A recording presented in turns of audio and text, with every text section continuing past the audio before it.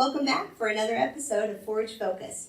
Today, we're at the hay auction with my good friend Clif Little from Guernsey County Extension. Today, we're going to be discussing horse hay. Isn't that right, Clif? That's it. And you're at the auction. Your job, all these hays are put before you, Christine. And today you could buy them all for $60 a ton. I'm kind of wondering which ones you would choose and why. Me too. Stay tuned and we'll get into that in a moment.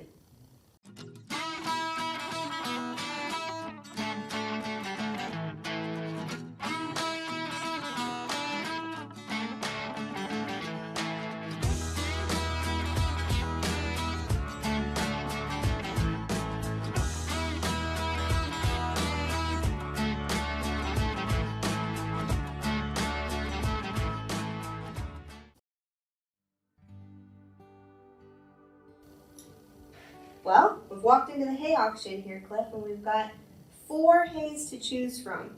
Let's start off with, how do we know what we're looking at here? That's right. It is hard to identify dried up forages, but you can pick up a few things right away. One is you see color differences here. Color can be an indication of freshness. We certainly don't want to see molds in the hay, darkened areas from rot in the hay.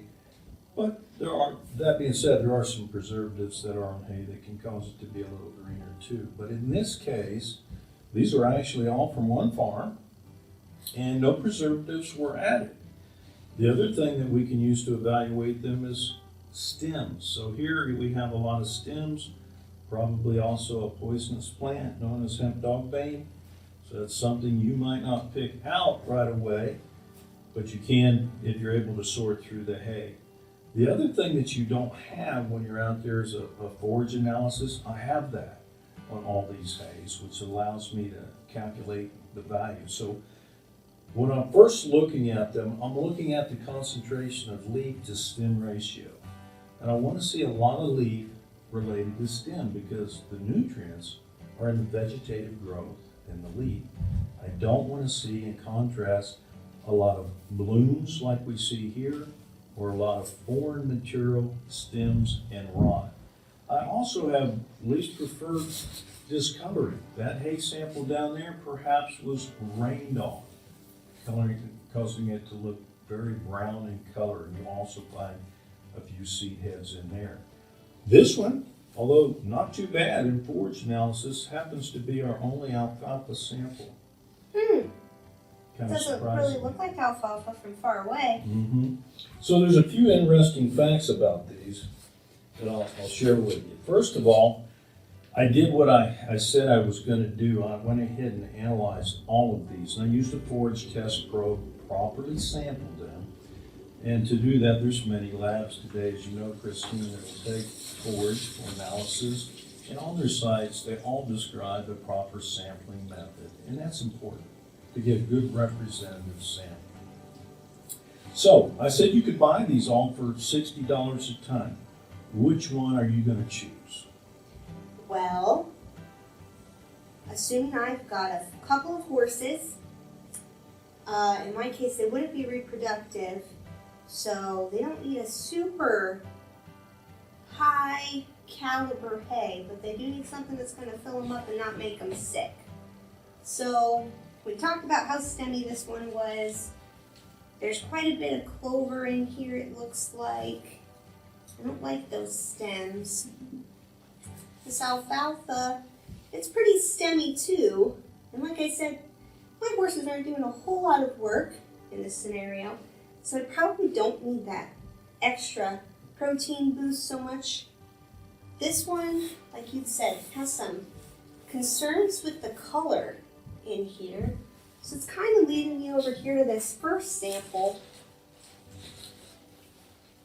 As I look at that, it's a finer texture. It has a more appealing color. I like to use my nose too. It has an appealing smell. I see a little bit of weeds, but not too awful much. So I think I'm kind of stuck between this one and this one, but I think I might be overfeeding if I choose this one. So I'm kind of leaning towards sample 1.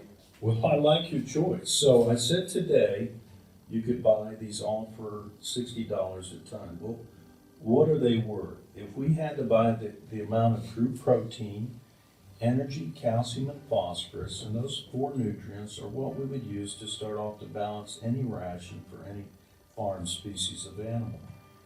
If we measure the amount of those nutrients in each one of these hay samples and put a value on it based on current prices, and I used our local co-op for those prices, what would the value of each of these hays be?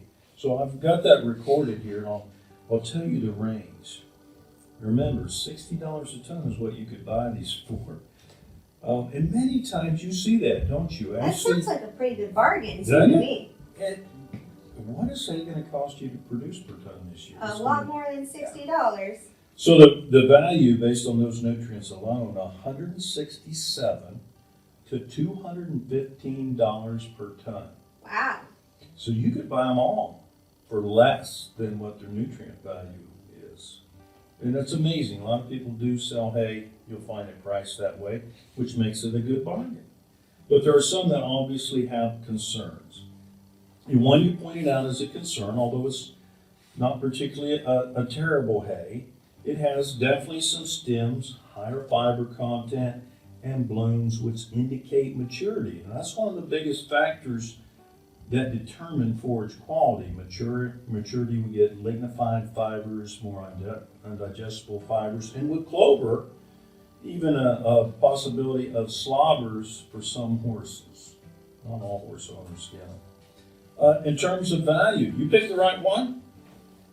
Number 1, $215 a ton is its value. And if you see, it's got a nice green color, nice smell. It's got some orchard grass in it, small amount of fescue and bluegrass. They're hard to identify as dried samples though, but one thing you can pick out, fescue will still cut you as you dry across your skin, and you'll find that in the sample at the end of the table, some rough leaf material. And fescue, contains endophytes, and mares in 3rd trimester, they can have reduced flow across placental membranes, and also possibility of aborting some fetuses. So we want to stay away from Kentucky 31 infected fescue. And I see it cause more problems with horses than really any other forage there is. Old varieties of Kentucky 31 fescue. It's a tall fescue, which is common, as you know, in southeastern Ohio. Something we don't want to feed brood mares. Is there any way we can tell by looking at it if it's Kentucky 31 or some other type of fescue? No. Out in the field, that's pretty hard to do, but if it's an old field, you're probably safe to assume where we live that it's infected. You can also get it analyzed, but you do mention a good thing. Horse owners are always concerned about the quality of their hay. What's in it, poisonous plants, and rightly so. Why can't you go to a person who's producing your hay and look at their fields right before they harvest it? I guess you could, as long as you knew where they were. You certainly can. You can do that. Take a look at it, look at weeds in it, identify then the forage species that are growing in there. What you're looking for is orchard grass, maybe a little bit of alfalfa, perhaps some level of perennial ryegrass and bluegrass, brome grass. You're looking for forage-friendly species for horses. So, we picked out the one most likely to cause slobbers. Which one of these is least likely to meet horses' nutritional needs? I'm going to guess, based on what you told me and what I saw, that it's going to be sample 4 here. Because we know there's lots of fescue, and we know if it got rained on, you probably had some loss of nutrients in that situation. If it got baked a second time in the sun. Absolutely, that one would least likely, although it would meet a resting mare, a mare that's fully grown, mature, and idle, to go pretty far in meeting her needs, but it would be my least preferred. You were right, this is the second best quality, even though doesn't look like great alfalfa. It is, alfalfa hay is probably better than what we need for most horses. Now, my relatives race and train standardbreds and thoroughbreds, and they're providing a lot of orchard grass, mixed alfalfa hay in it, but primarily grasses. So it is oftentimes dairy quality hay that we use alfalfa for.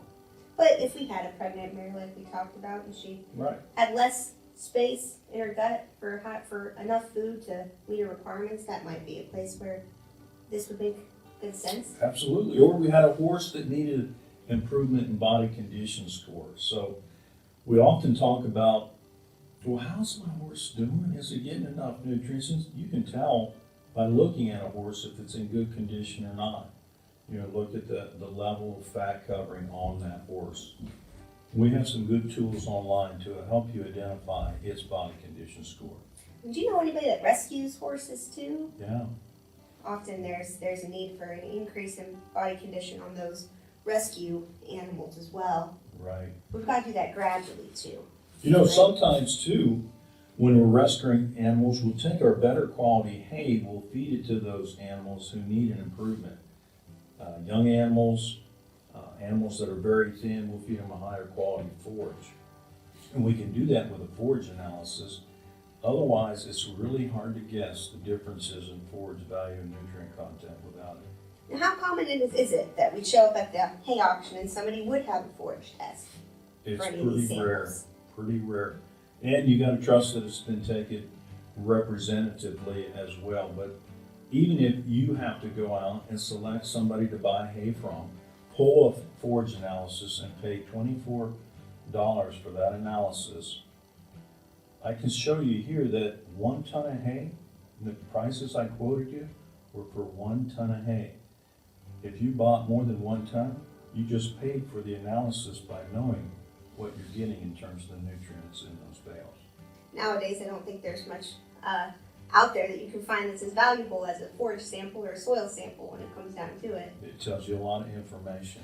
And another thing too, Cliff, I bet that whoever our hayman is would probably appreciate it if they didn't have to haul everything to the hay auction to sell it.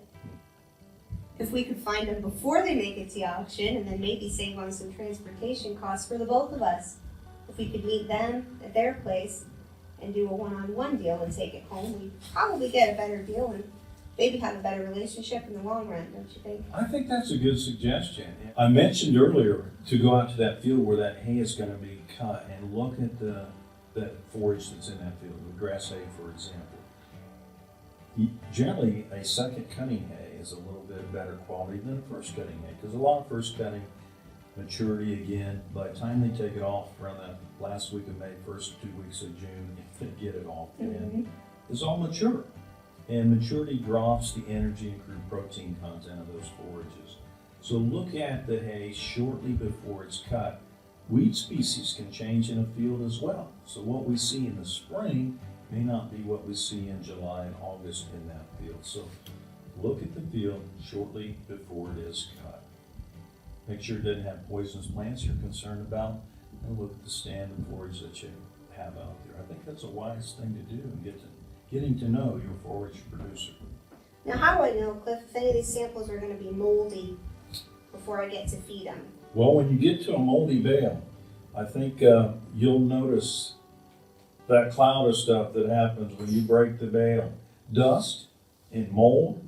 Round bales always have that rotty, dusty area if stored outside on the outer layer, particularly this time of year. They've been sitting out all year long. You know, that's a good thing to take off of round bales before you feed it to horses, so you can see some of that. You know, there's also tests that you can do for mycotoxins in forages as well. But as a good rule of thumb, we never want to feed moldy hay to horses or dusty hay to horses. Well, Cliff, I've heard, though, if you spread salt on the floor in your barn and you put salt in between every layer of hay, then you won't have mold. Well, the old farmer I used to work for, right, I had a dairy farm, used to get me up there and we'd put up some questionable hay before the rain, right? Now, doesn't work. You can't put enough salt up there to make a difference. Sure didn't make a lot of nails rust in the barn though. I don't really want to be dealing with that either, so I guess we can skip the salt idea. And if the bale is a little bit too wet, what's the best advice to let it dry out a bit before we wind up stacking it? Well, the best advice I would follow is if you're making the hay, try to get square bales put up at no more than 18% moisture. If you get much more moisture in that bale than that, then you run the risk of mold, particularly when you stack it in the barn and don't let it air out. Stacking it on edge sometimes in the barn helps you get a little more air movement between the bales. And all bales, even 10% bales, you'll feel a heat on them initially when you put them up. But put up dry hay. That'll help you keep out of trouble with moldy bales. All right, Cliff, so based on what we know so far, I'm still leaning towards this hay. It sounds like it's a really good deal. $60 a ton. You told me it's worth what, $217? Right around there. All right, well, I've only got a few horses. How long is a ton of hay gonna last me? How do I know how much to buy? That is an excellent question. How do you know how much to buy? So, a couple of things you need to know before you plug in some figures there. First of all, I figure that a horse is going to eat I plan for winter feeding at this percentage of body weight, about 3%. And the reason is there's waste. Actually, a horse will eat anywhere from 1.5% to 3% of their body weight daily in dry matter. But if I'm feeding them only hay and it's good quality hay, that range is probably going to be closer to 2 to 2.5. For winter feeding, accounting for storage losses and feeding losses, I want to figure my needs at about 3% of a horse's body weight per day in hay needs. And so I'm going to calculate a 1,000-pound horse, therefore it'd be about 30 pounds a day, right? Right. 30 pounds times how many days do you think winter is going to last? I should probably plan for, what do you think, 120, 180? I'd It say could be short or long. this is a long winter here, isn't it? Well, I better make sure I've got enough for 180. You're better off having extra because with hays and horses, that if you get a new batch of hay in, it'd be nice to be able to blend your new hay in with your old hay so that we don't shock the system of the horses. They're particularly sensitive to forage and grain changes, pasture changes. So blending can be a useful tool if you have enough left on hand. But do that math. The worst thing to do is get into January and February and have them call you and say, I don't have enough hay, because now you're going to pay really big prices. And you'll get to drive vehicles out in ice and snow for pickup and delivery, which is fun. So We have different definitions of fun, I think. yeah.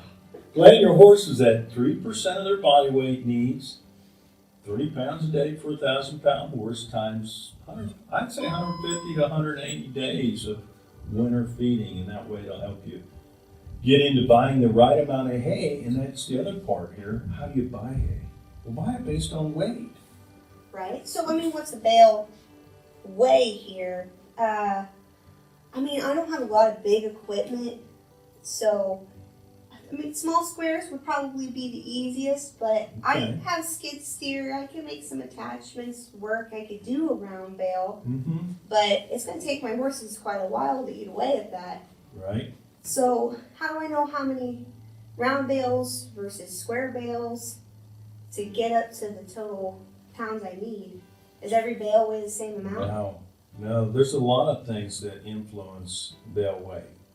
And when I'm making hay, I can influence its weight. So I can make a bale longer, shorter. I've got a tensioner device on the baler. I can tighten those bale down and make them weigh more. The way I pack them into a round baler, I can do the same. So just because a bale's of equal size doesn't mean that it weighs the same. Buy it by weight. And you could take a round bale, put it on a trailer, and take it and weigh it someplace. Square bale's the same thing, but buy it based on weight. And I did a little calculation for the class that I was in here. I said, what if we bought 50 round bales? Now, horse owners aren't big round bale users, but some are. And we paid $65 each for them. Okay. All right. And we guessed them to be 1,000 pounds. Okay. But you did what I said, and you took and weighed that bale, and you found out your bales averaged 900 pounds.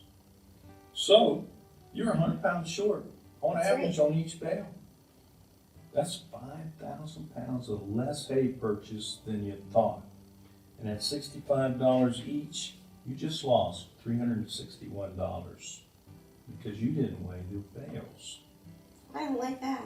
I don't like the sounds of that at all. Yeah. So I think when you buy hay, quality is important. It's a function of the content, the weight, the price, and as we mentioned today, forage species makes a difference as well. So there's a lot of factors playing in here whether you want that hay or not. Well, Cliff, now, what if I put in my bid on this sample I liked the best at one, but I got outbid and they took all of them. And now that option's out for me, and I'm left with these three. We'd said this one was second best quality, but it's also more quality than what I needed. But if it's going for about the same price, should I go ahead and buy this one and then maybe get some hay from somewhere else and mix it?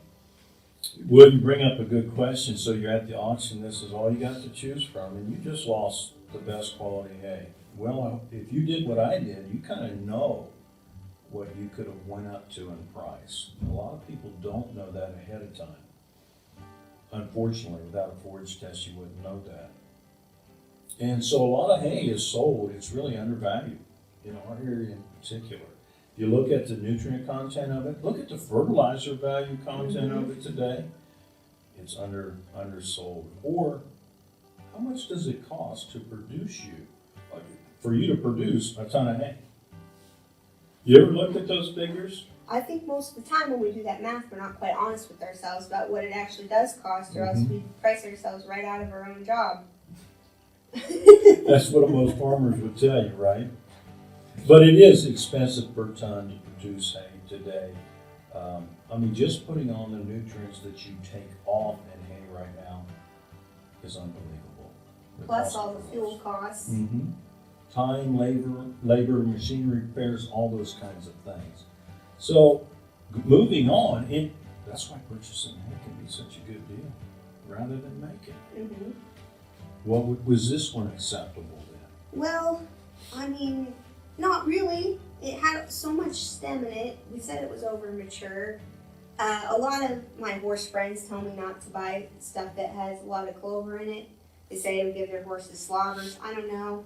Yeah, I agree with you. This is one I wouldn't want because there's a chance you could bring in some weeds to your farm that you never had before. Oh, well, I don't want that. Could have some poisonous plants in it as well, so we're going to deem this one then unacceptable for your horses. Okay, so that leaves me then with these two.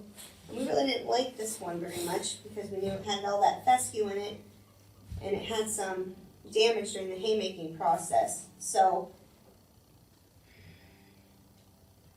I mean, do you think it's still worth $60 a ton? It is worth that. It is worth that. It could be used for cattle, would be appropriate hay for it. Or if you had to feed that to horses, if they were mature horses, not lactating, didn't need to grow or improve in body condition, then hay would work in that class of animals. Yeah, so you have to weigh it in there depending on what you're raising on your farm. Well, then based on that, I guess I really need to go try to get this sample 3. And if it's a little bit more than what my horses need, I guess I can feed less of it. I could feed it another fiber source maybe. This is a good choice. You'll see here we don't have a lot of foreign material in it. We have grasses and alfalfa, although the alfalfa is largely pretty mature, but they will readily eat this one. And we see no mold associated with it as well. So that could be your second choice. Okay. And it was a close second, by the way, about $2 off from this one in terms of nutrient content. Well, then that sounds good. But if for some reason I can't get this one, I think I'm going to have to go talk with somebody else on another day.